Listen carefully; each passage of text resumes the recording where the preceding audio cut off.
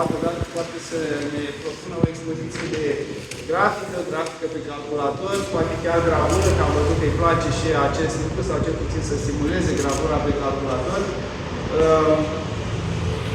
Mă autoprezint, fiindcă așa e situația. Eu am Răduce, am principiul profesor la Colegiul Național de Artă, dar ne mai jucăm și de vernisaje, ne mai facem și ceva redacție de carte și, în general, ne ocupăm de lumea artei și a poeziei.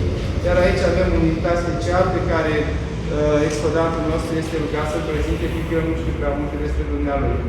Nicolae Bucur, sunt diacon ortodox, am un doctorat în științele educației pe filografia, adică lumea monachilor, din răsăritul creștin și inginer horticultor.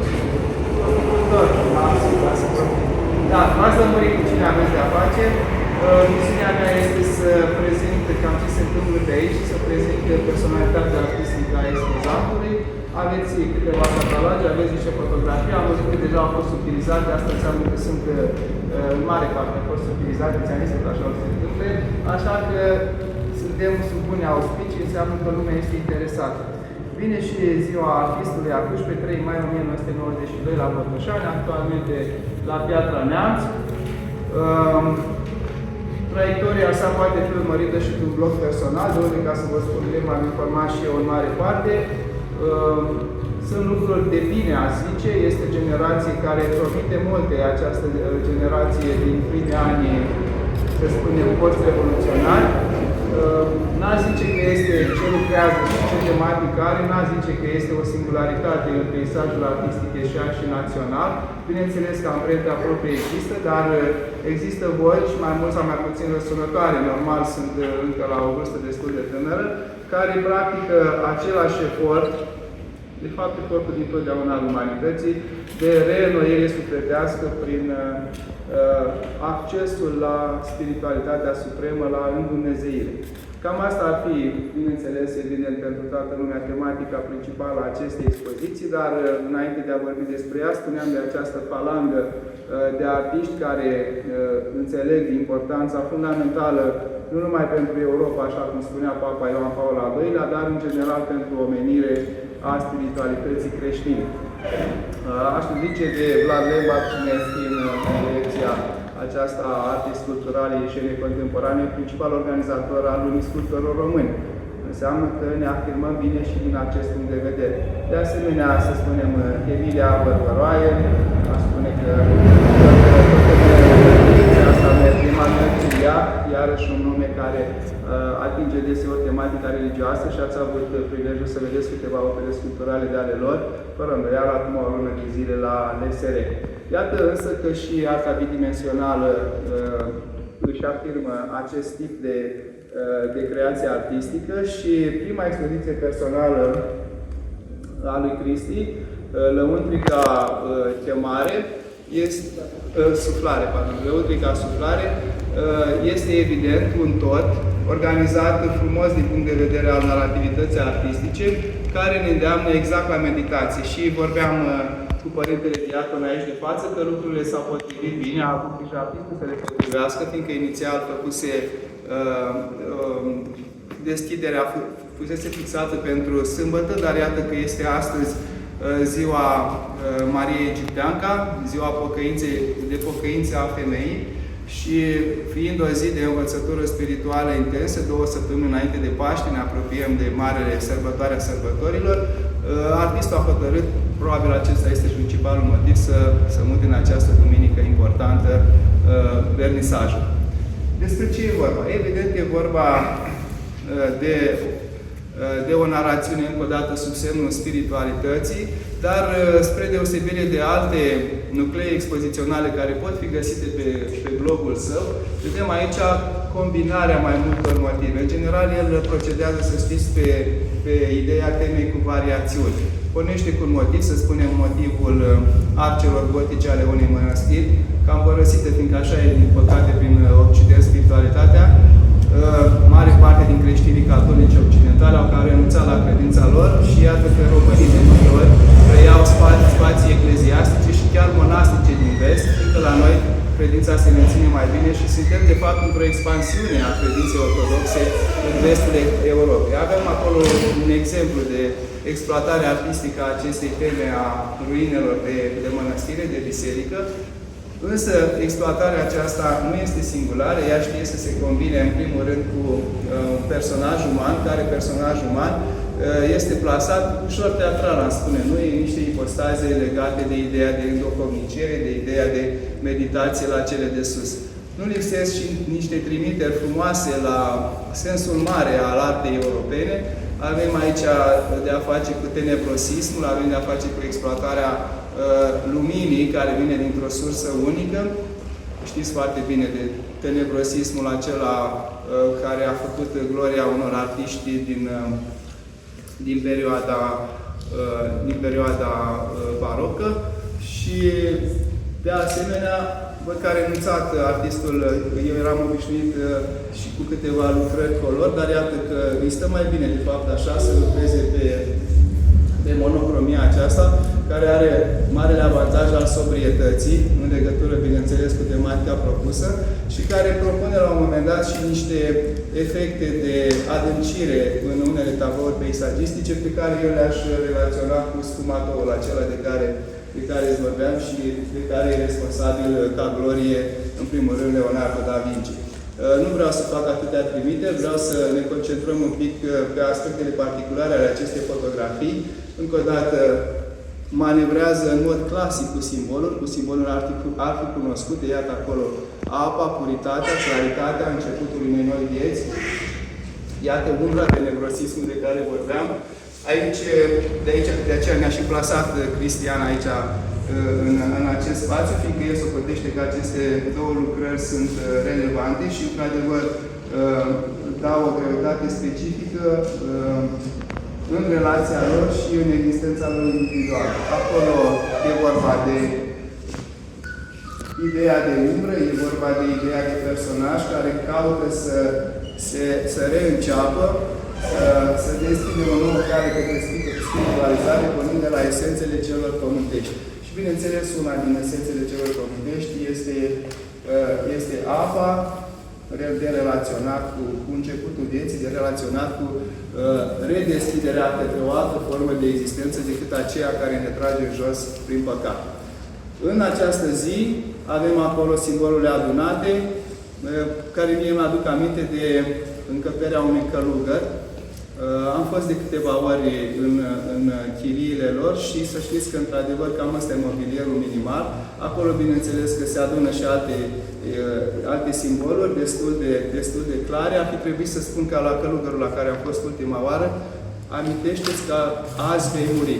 Așa scria la căpătâiul lui și azi acesta pentru fiecare de noi, la un moment dat, se va confirma.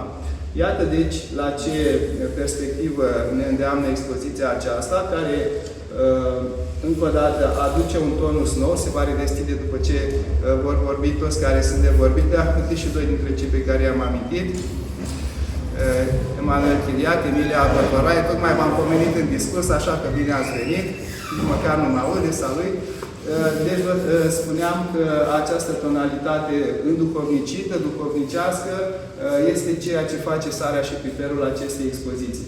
Eu îl felicit pe expozitantul nostru, îi doresc să mixeze mai bine, cât mai bine temele pe care le-a început și să ajungă la profunzimile spiritului omenesc, astfel încât să înțelegem importanța dimensiunii spirituale, legăturii cu religia de care fiecare dintre noi suntem datori, fiindcă oricum în fața lui Dumnezeu la un moment dat vom da seama pentru toate cele ale noastre. Dar cineva care, ca să spunem așa, știe mai bine, fiindcă de specialitate, îmi poate continua discursul. Eu vă mulțumesc.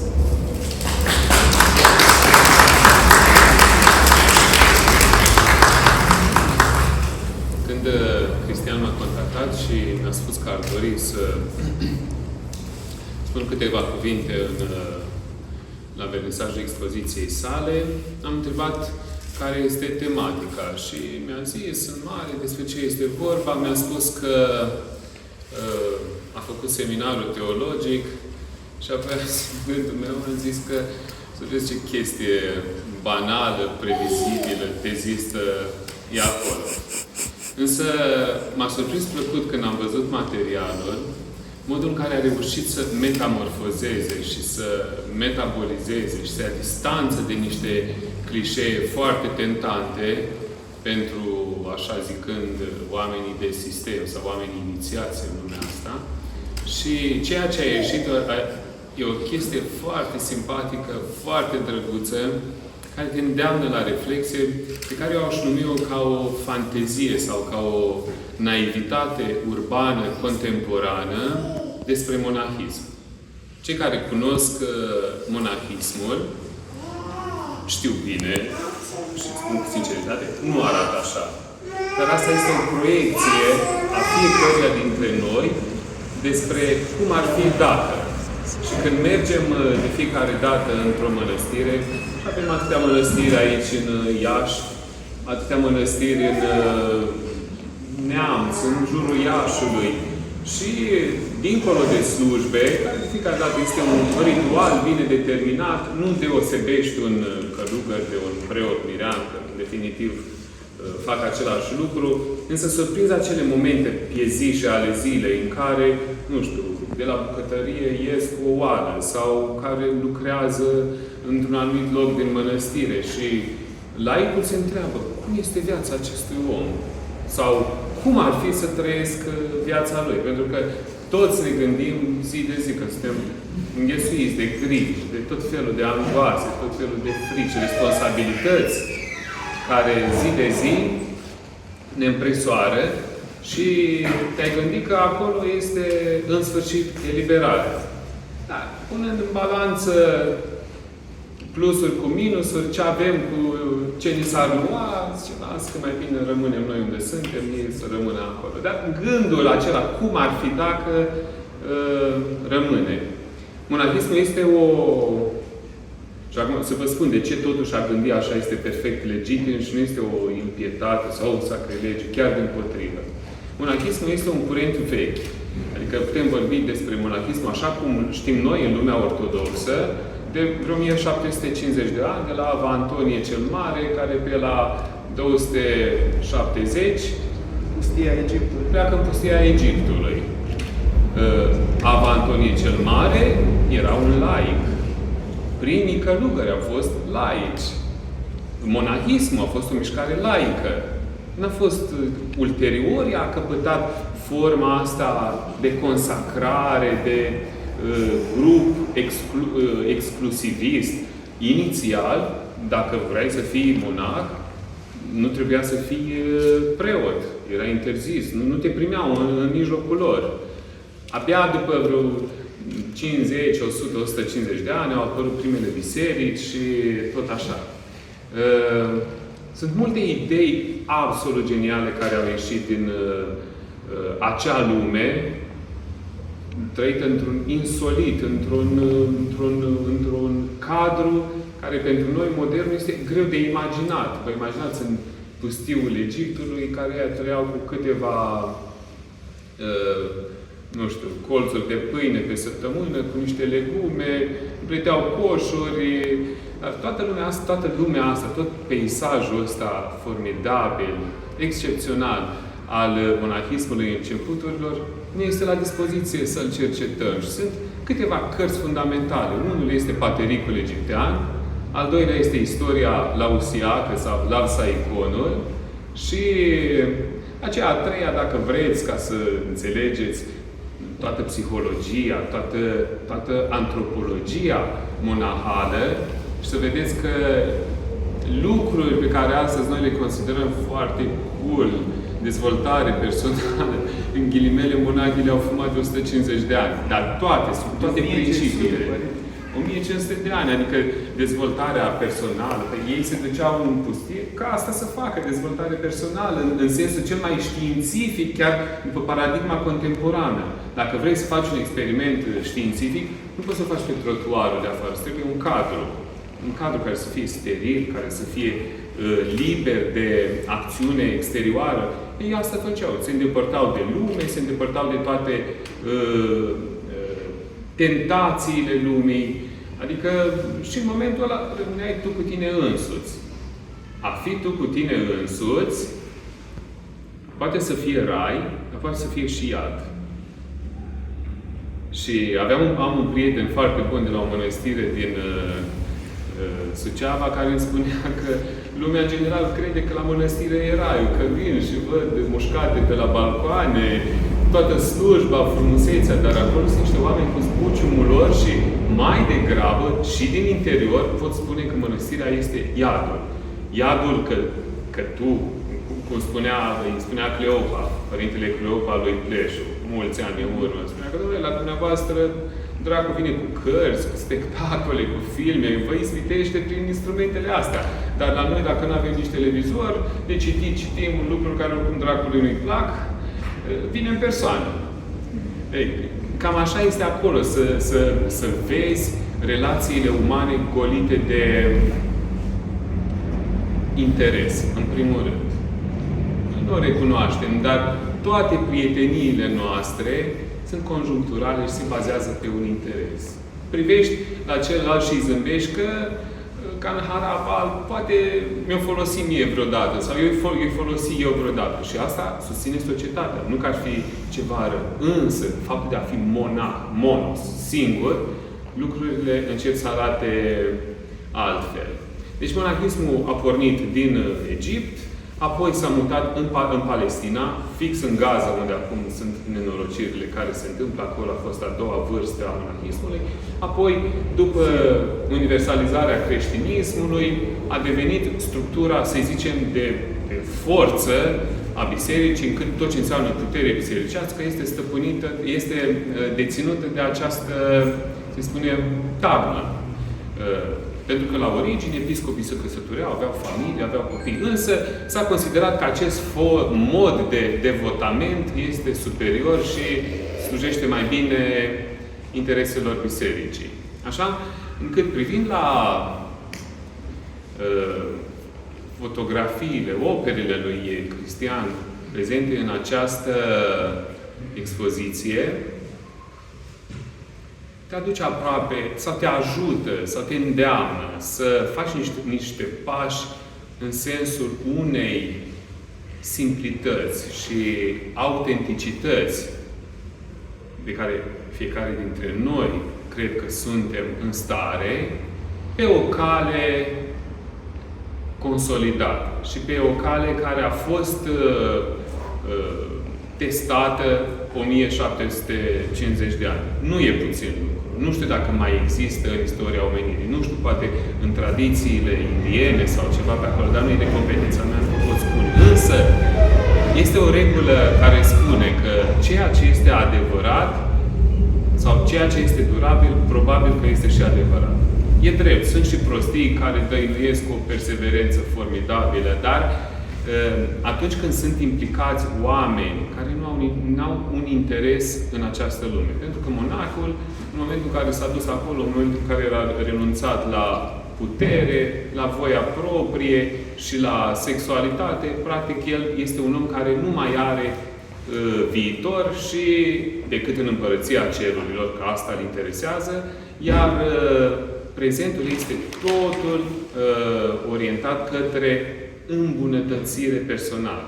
Ceea ce în cărțile de dezvoltare se spune dezvoltare personală, textul, sintagma era veche și conceptul la fel, în sensul de îmbunătățire interioară. A te îmbunătăți, adică a te șlefui, prin niște mijloace specifice. Care erau mijloacele specifice ale monahului? În primul și în primul rând, bunul simț. Noi suntem trăim într-o societate lipsită de bun simț. De ce? Pentru că suntem iraționali. Iraționali de la modul în care ne raportăm la natură, ne raportăm la sene, ne raportăm. Totul este exagerat. Este o societate a exagerării. E suficient, dau un exemplu banal, să ne gândim cam cât plastic aruncăm pe zi și nu știm ce se întâmplă cu ăla și ce o să fie și cum. Apoi, mâncare nesănătoasă. Deci nu e discurs eco, dar vreau să spun că trăim într-o societate în care toate lucrurile astea sunt exagerate. Însă, în momentul în care gândești viața în simplitatea ei, îți trebuie niște modele. Iar monahismul oferă aceste modele. Și din suflet vă rog, mergeți și vă căutați cartea Patericul Egiptean și să vedeți ce comori aveți acolo. A citit cineva? Ridică mâna? Deci eu consider că nu te poți considera intelectual în ziua de astăzi dacă nu ai citit cartea aia. Și știți cum trebuie citită? Sunt unii care o citesc cu evlavie, că uite ce a zis Saba, că unii dintre ei sunt sfinți și sunt pomeniți de biserică. Nu, recomandarea mea este să citim cu cel mai critic ochi posibil. Să-i citim ca noi, deștepții și post sau răs-postmodernii de secol 21, pe primitivii ei care au niște țărani, majoritatea inculți, unii niște genii formidabile, cum a fost Evagrie Ponticul, poate ați auzit de cele 7 păcate capitale, sau în răsărit s-a formulat altfel, gânduri ale răutății, sau moduri, sau psihologii greșite, moduri greșite de a te raporta la realitate, și modul și cariera au făcut ideea asta, că practic asta este schema și psihologia pe care s-a bazat apoi toată psihoterapia ortodoxă creștină, și concluzia logică care cred că dacă ați citi, ați trage toți, este că cât de consecventă este umanitatea și cât de consecvente sunt tentațiile și ispitele și alegerile pe care trebuie să le facă într-o direcție sau în alta. Și cum fiecare societate se schimbă. Este în Pateric o poveste, nu mai știu dacă la Ava Antonie sau pe undeva, vă spun, era un frate tânăr care mergea către Alexandria cu treburi, să vândă niște coșuri și să ia altceva, cu niște pesmezi, probabil. Și când mergea el, o imagine din care s-a inspirat Salvador Dalí în ispitirea Sfântului Antonie, zice că mergea ăla și vedea în depărtare, Chiliavei Macare, Chiliavei Alonie, Chiliavei Gerontie, nu știu, Antonie. Și deasupra erau dragi ca niște tornade. Chiliile ălora ca niște bordeie, niște lucruri.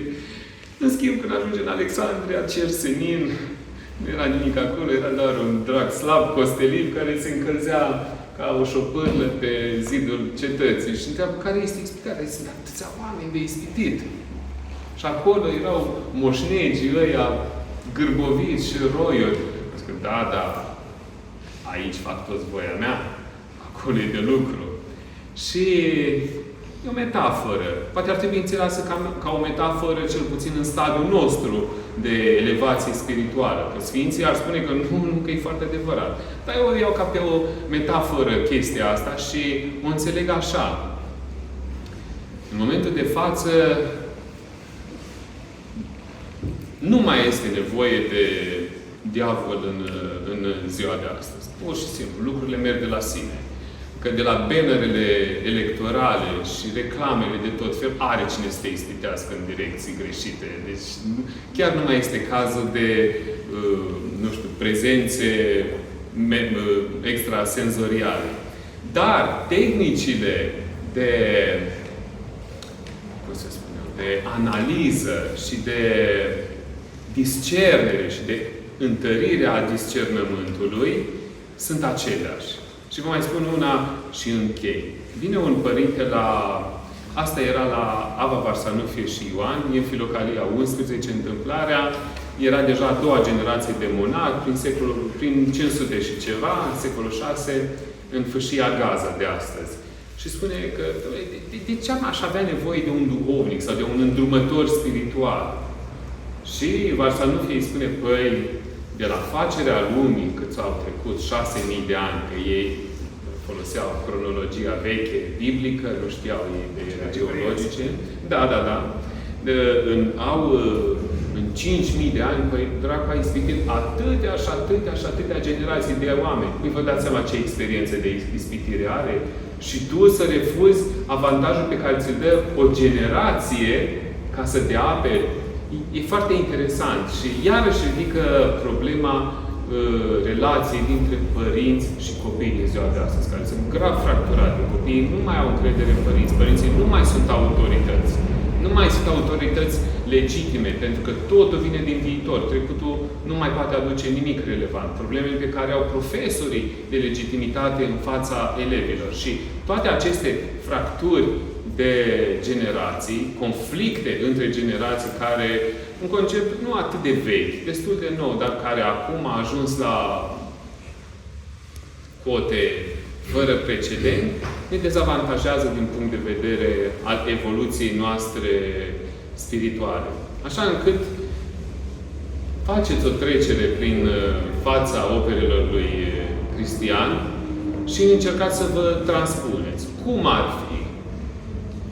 Cum mi-ar folosi? Aș arăta în contextul ăla? Cum ar fi viața mea în simplitatea ei?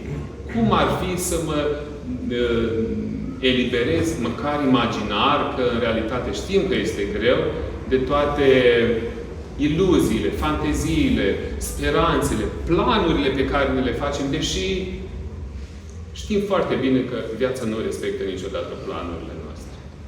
Vă mulțumesc!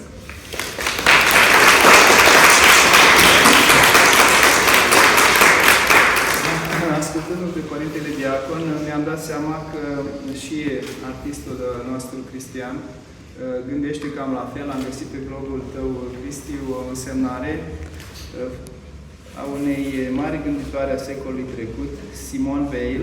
A murit la numai 35 sau 6 de ani de tuberculoză și lui Cristi a plăcut atât de mult ce gândește această mare gânditoare creștină, care la origini, culmea, e dintr-o familie evreiască, dar s-au convertit. Spune așa că estetica nu este studiu special, ci cheia adevărurilor supranaturale. Estetica nu este un studiu special, ci cheia adevărurilor supranaturale.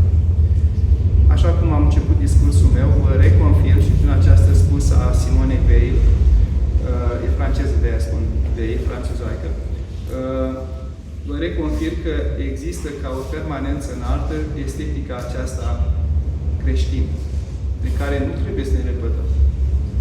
Este o dimensiune esențială a spiritului uman, relația cu divinitatea. Aceasta este o demonstrație făcută acum vreo 50 de ani de Mircea Eliade. Omul trebuie să creadă în ceva. Omul nu există dacă nu crede în ceva. Cazul special al ateilor este aceea că cred că nu cred, dar tot o credință. Am să zic că ceea ce ne propune artistul de azi are o mare continuitate în timp și este propus într-un moment de curățenie sufletească la care suntem fiecare dintre noi invitați cu ocazia Marelui Post al Paștelui. Să vedem însă cum a gândit lucrurile artistul însuși. Cine știe câte prostii am fi spus noi. Da. Le mulțumesc invitațiilor mei. Au cuprins destul de bine ideea din spatele conceptului de față. Seria a început de la o nevoie personală de a exprima niște frustrări la urma pe care le trăiam în călătoria mea cu divinitatea, să zicem, în căutarea divinității. Făcând seminarul, am avut mereu un foc în mine de a descoperi pe Dumnezeu. Desigur, traseul ăsta e plin de suieșuri și coborâșuri. Fiecare din voi probabil l-ați experimentat și încă îl experimentați. Personajul care a fost interpretat de mine. De ce? Pentru că nu prea am găsit oameni care să vibreze cu nevoia mea, cu viziunea mea, nevoia mea de exprimare și eram singurul care știe ce în el. Deci eu am fost personajul din poveste și călătoria acestui personaj, practic, e una în care mereu încercarea, tulburarea interioară, frustrarea domnului. Parcă de multe ori mai mult decât pace. Pentru că noi, natura noastră, care tinde mai mult spre partea negativă, ne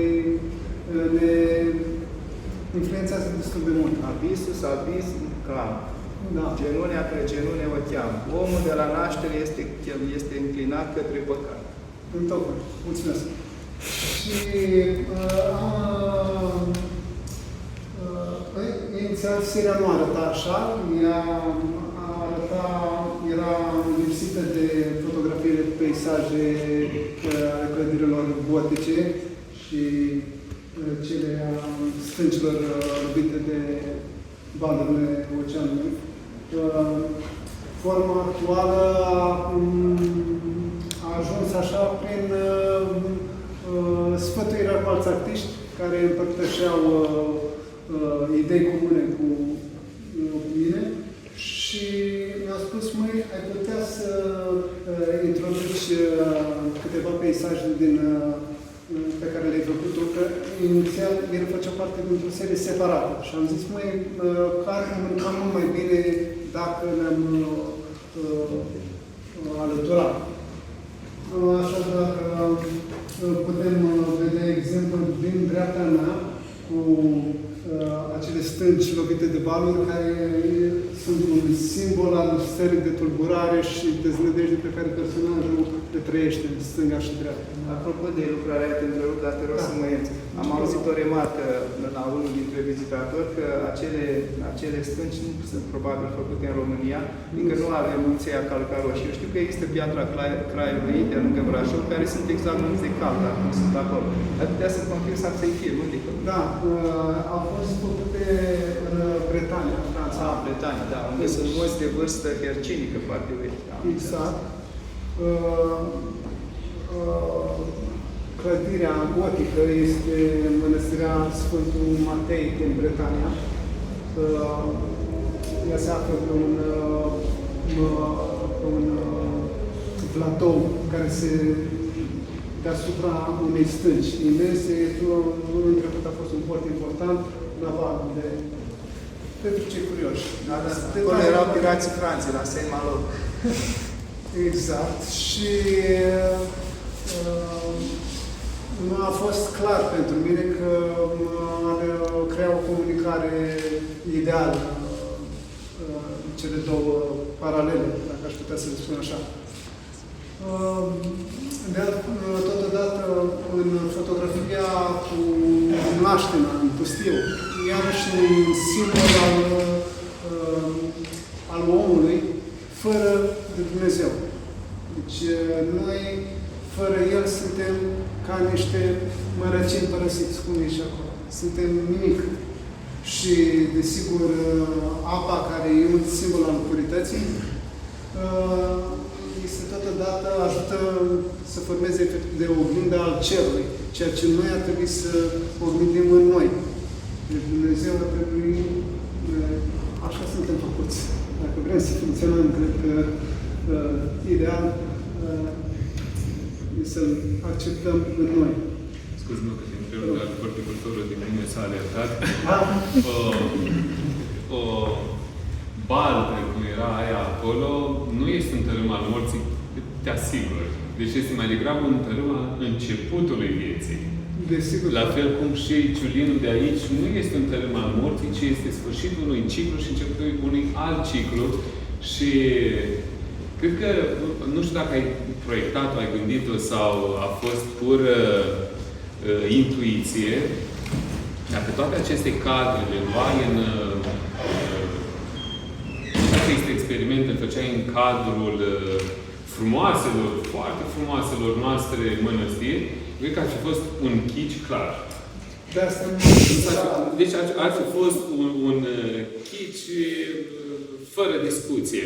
Însă, ceea ce ai făcut este o nouă proiecție a idei monahale într-un cadru regândit, reimaginat, cum a fost și monahismul inițial, unde asta avea singurătate, pustiu și ruine. Asta era toposul monahilor egipteni de la începuturi. Ruinele erau mormintele egiptenilor sau ale templelor părăsite, că acolo erau camerele lor unde stăteau, unde se adăposteau. Atunci când, în prima fază, când au intrat în adâncul deșertului, s-au îndepărtat. Dar începutul acolo a fost. Ava Antonie cel Mare, după ce și-a vândut averea și s-a hotărât să trăiască așa, trăim mai mulți ani într-un mormânt. Mormântul care nu era cu cum știm noi că este un mormânt în zona de climă temperată, ci era un mormânt săpat în perete cu o piatră în față. Așa încât aici este o nouă proiecție, adică nu văd nimic, să spun, blasfemic, e un cuvânt atât de dur și nepotrivit. Deci nu văd nimic inestetic, nu văd nimic nepotrivit. Dimpotrivă, este o intuiție formidabilă, pentru că tu faci experimentul ăsta într-un cadru pe care tu l-ai imaginat. Adică iei ideea monahală și reprocesezi, reordonezi, creezi o utopie, știi, în definitiv. Da. Cred că putem lăsa și publicul să-și creeze propria poezie și propria viziune despre lucrări, fiindcă, așa cum știți, cel puțin așa cum spunea Nichita Stănescu, rostul poeziei este să nască poezia din noi. Așa că să lăsăm interpretarea Cristi Dragă și pe seama celor care îți admiră expoziția și poate să le dăm cuvântul și lor. Poate vrea cineva să intervină. Curiozități. Autorul e în sală, vorba lui Ion Băieșu. Rian, Dorian? Vreau doar să mai menționez un Atunci, singur aspect spre încheiere, că seria nu... Când am conceput-o, nu am gândit că vreau să ilustrez doar viața unui călugăr, neapărat să se înțeleagă că idealul din sfera aceea. Da? Această serie ar trebui să comunice cu oricine, mai ales mirene, pentru că sunt stări comune, nu sunt experiențe doar călugărului. Toți ne putem regăsi. Am înțeles mesaj. Mi se pare, Părinte, că chiar Părintele Teoba, la o slujbă de noapte, a văzut un mirean. Și mireanul ăla în rugăciune, când se intre el acolo la slujba de noapte, în rugăciune se ridicase de la pământ. Și trage de mâine că e uite, vezi? Ăștia sunt sfinți, nu noi. Ăștia, oamenii ăștia. Deci, așa cum a remarcat însuși artistul, calea către sfințenie este deschisă tuturor. Și cel puțin calea către o reconsiderare a atitudinii noastre față de lume, care atinge, bineînțeles, Părinte, și aspectul ecologic, fiindcă suntem cumplit de risipitori, dar, în primul rând, aspectul înnoirii noastre duhovnicești pentru speranța mântuirii. Declarăm expoziția de astăzi. Mulțumesc!